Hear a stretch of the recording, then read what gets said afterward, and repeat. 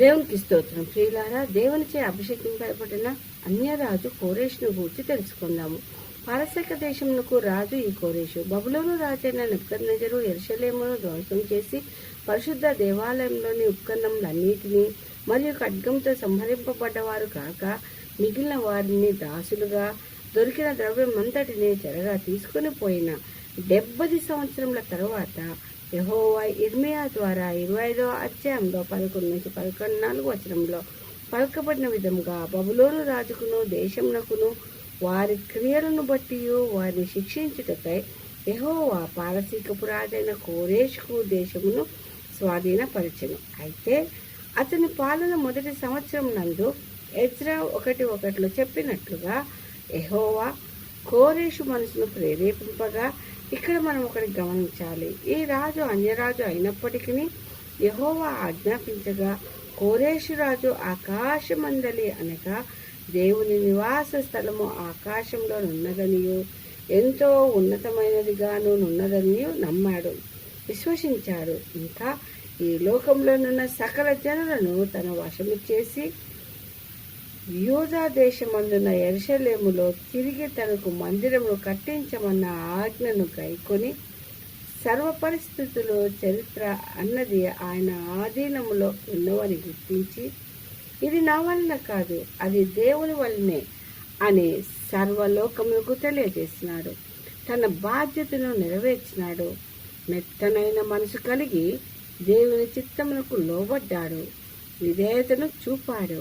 ముఖ్యంగా దేవుని జనులను దాస్యము నుండి విడిపించి స్వేచ్ఛను ఇచ్చి రక్షణను కల్పించి దేవుని ఆలయమును తిరిగి కట్టుటకై జనులను ప్రేరేపించి ధైర్యాన్నిచ్చి దేవుని పనిని పూర్తి చేయుటకై మనుషులనే కాక వెళ్ళలేని వారిని, ముసలి వారిని ఆదరించి వారు వెళ్ళలేకపోయినప్పటికీ దేవుని పనికై వారు అర్పించిన వస్తువులను నీతిగా నమ్మకముగా వాటన్నిటిని ఇచ్చుటలో వ్యవసాయకుడుగా మరియు నెబుకద్నెజరు యెరూషలేము నుండి తెచ్చిన దేవుని మందిరపు ఉపకరణములను వారి దేవతాగుడుల్లో దాచిన వాటిని బయటికి తెప్పించి లెక్క చేయించి దేవుని మందిరపు పనిలో వాడుటకై యోధుల అధికారికి ఇచ్చినారు. ఈ విధముగా బలము గలవాడై వ్యూహము రచించగల సమర్థుడై జ్ఞానము కలిగిన వాడైనప్పటికీ దేవుని హెచ్చించుటకై ఆయనకు మహిమ కలుగుటకై ఆయన సాక్షిగా జీవించాడు.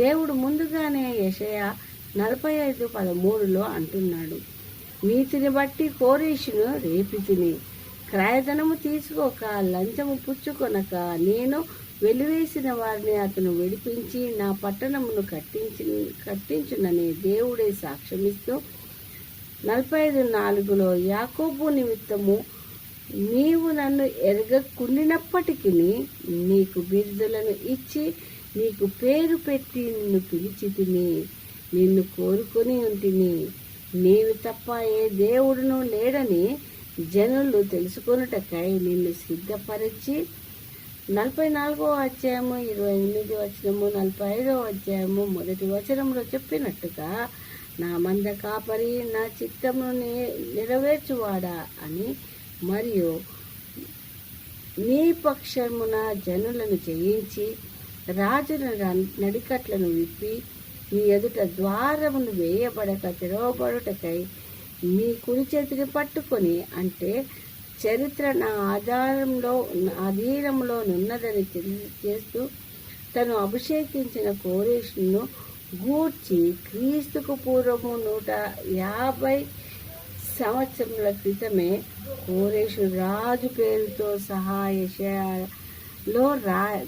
యెషయా ద్వారా అతన్ని గూర్చి వ్రాయించాడు దేవుడు. ఇంకా నెబుకద్నెజరు కలలోని ప్రతిమలో ఇతన్ని సామ్రాజ్యాన్ని నిలిపాడు 2వ భాగంలో. ఇంకా తను చనిపోయిన సమాధి చేయబడి తన సమాధిపై ఒకానొకప్పుడు నేను జయించినట్లుగానే నీవును ఒకానొక రోజు ప్రపంచమంతైను జయించి యెహోవాయే దేవుడు, ఆయన తప్ప ఏ దేవుడు లేడని నీవు తెలుసుకొందు అని రాయించాడు. అదే విధంగా ద గ్రేట్ అలెగ్జాండర్ ప్రపంచమంతా జయించి చివరిగా ద గ్రేట్ సైరస్ కోరేషు సమాధిని కూల్చబోయి దానిపై వ్రాయబడ్డ వాక్యములను చదివి యుద్ధంలో ఆపివేసినాడు. అయితే ప్రియులారా, వీరిద్దరినే కాక సర్వ సృష్టిని సృజించిన మన దేవుడైన యేసు ప్రభుల వారు పాపము నుండి విడిపించి రక్షణను నిచ్చి అతి త్వరలో రానున్న రాజాది రాజును, ఇంకా అంటే ఎంతో గొప్పవాడు, అంటే ద గ్రేటెస్ట్ జీసస్ కదా అండి మన దేవుడు. ఇలాంటి ప్రభును కలిగిన మనము ఎంతో ధన్యులుగా ఉన్నాము ఈ లోకంలో. అయితే దేవుడిని కలిగిన మనము ఎంతో గొప్పవారము కాబట్టి ఆయన సంకల్పమును తెలుసుకొని ఆయన కొరకై పనిచేయుటకై తన పరిశుద్ధాత్మ తోడును మనకు దయచేసి ముందుకు నడిపించును గాక. ఈ కొద్ది వాక్యము దేవుడు దీవించును గాక. ఆమేన్, ఆమేన్, ఆమేన్.